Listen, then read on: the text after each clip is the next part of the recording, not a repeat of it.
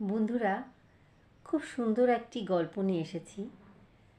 অনেকে হয়তো গল্পটা শুনে থাকবেন, যারা শোনেননি তাদের জন্য।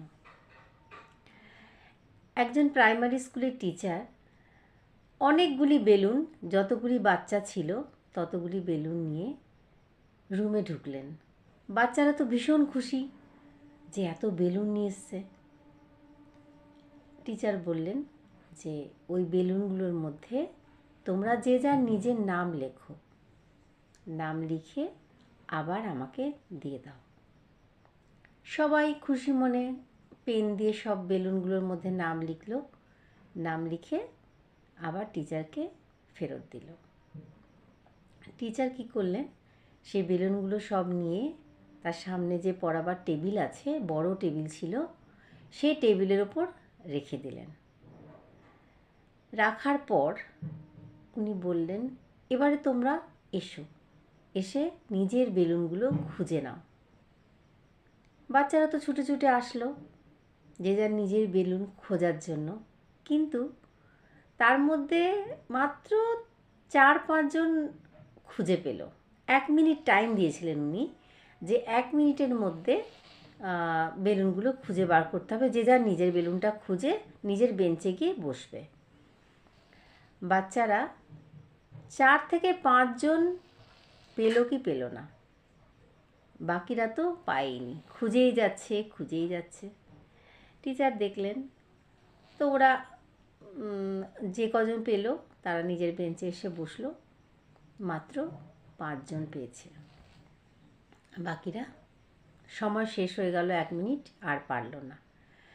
টিচার বললেন, এবার একটা কাজ করো, যারা বেলুনগুলো পেয়েছো তারা এসে আবার ওর মধ্যে মিলিয়ে দাও। মিলিয়ে দিল। তারপরে বললেন যে এবারে তোমরা একটা কাজ করো, সবাই এসো, নিজের বেলুন কেউ খুঁজো না, তোমরা যেটা হাতের কাছে পাবে সেটাই নেবে, আর নামটা দেখে তোমাদের ক্লাসমেটদের মধ্যে সেটা বিলিয়ে দেবে। যার যেটা তার নাম অনুযায়ী তাকে বন্ধুদের দিয়ে দিও। সঙ্গে সঙ্গে কাজ শুরু হয়ে গেল। সব ছুটে ছুটে তাড়াতাড়ি করে, এই নে তোর বেলুন, এটাতে তোর নাম লেখা আছে, ওটাতে তোর নাম লেখা আছে। এরকম করে সব খুব বেশ মজা করে খেলে খেলে সবার হাতে একটা করে বেলুন, প্রত্যেকের হাতে একটা করে বেলুন। সবাই খুব খুশি। 1 মিনিট হয়ে গেল। 1 মিনিটের মধ্যে বাচ্চারা এই কাজটি করে ফেলল। তখন টিচার বললেন যে বাচ্চারা, তোমরা বলো এর থেকে তোমরা কি শিখলে? আজকে কিছু একটা শেখালাম তোমাদের। ওরা ঠিকমতো বুঝতে পারছে না, ছোট।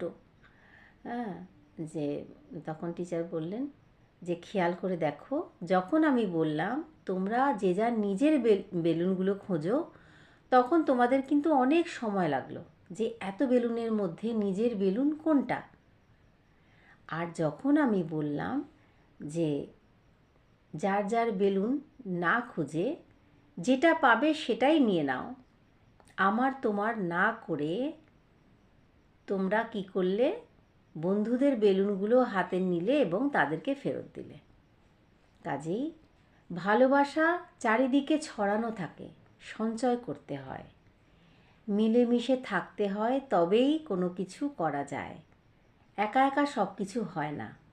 যেটা তুমি পারো আরেকজন পারে না, আরেকজন পারে তুমি পারো না। মিলেমিশে করলে সব কাজ সহজ হয়ে যায় এবং সফলতা আসে। মনে রাখবে কথাটা।